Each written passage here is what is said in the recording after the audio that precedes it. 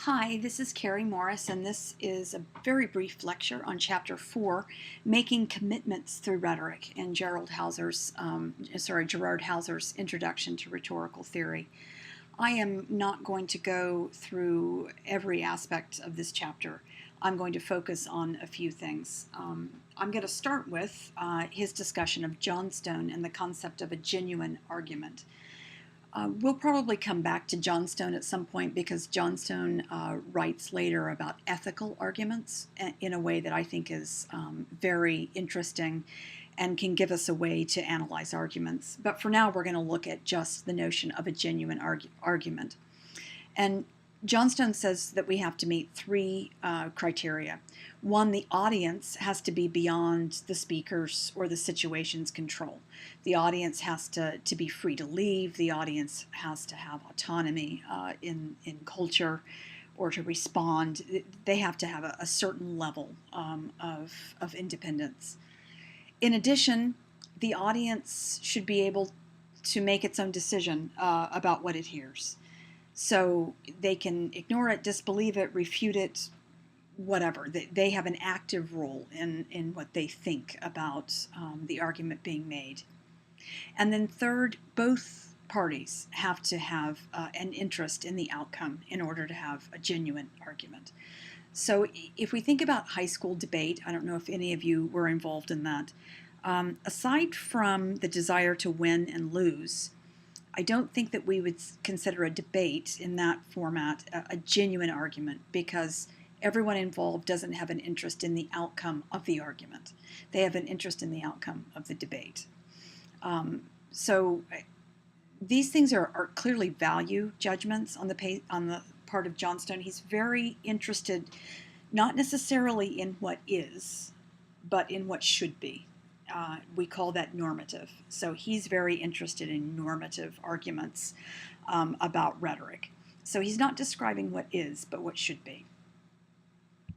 Okay, the other thing that Hauser talks about is arguments in the self. And I don't know if you guys are going to find this controversial, but it's definitely something I want to hear about in class.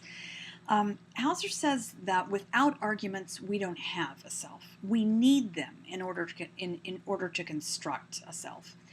Arguments tell the self who it is and where it stands. He seems to say that when we're in a space, a rhetorical space, that we can't possibly have identity until there's conflict that forces us to position ourselves and identify that position. And that in the process of engaging with that conflict, then we identify who we are.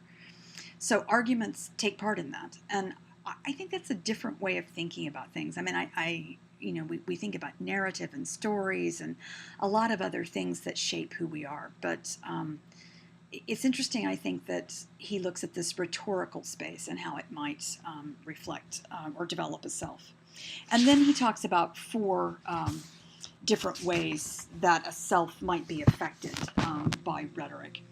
First, that rhetoric can reflect the self. So I think he has in mind the speaker, that we can see who the individual is based on the kinds of arguments the person makes. When we get to Aristotle, we're going to look at this notion of ethos, credibility, and that's going to be a kind of thing that takes place in reflection. Evoking a self is something that is more what a speaker can bring out of an audience. A rhetorical experience that allows someone to develop a self in a very self-conscious way.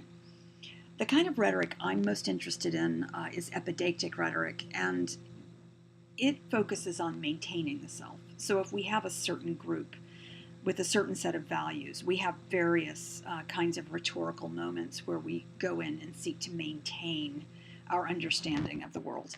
And then we also have rhetoric that can destroy the self. Their example is one where you take a group of people, let's say, who are questioning a policy of the United States government, and rhetoric creates them as traitors. And that then destroys their ability to be citizens or or could have that possibility. So really, this chapter is fairly straightforward in terms of what I'm wanting you to get out of it. One, Johnstone, looking at what's necessary for a genuine argument. And then secondly, I think there's a lot in here on rhetoric in the self. And a lot in here meaning there's a lot that you can do with that, with rhetorical events. But we'll talk more in class, and I'll see you then. Bye.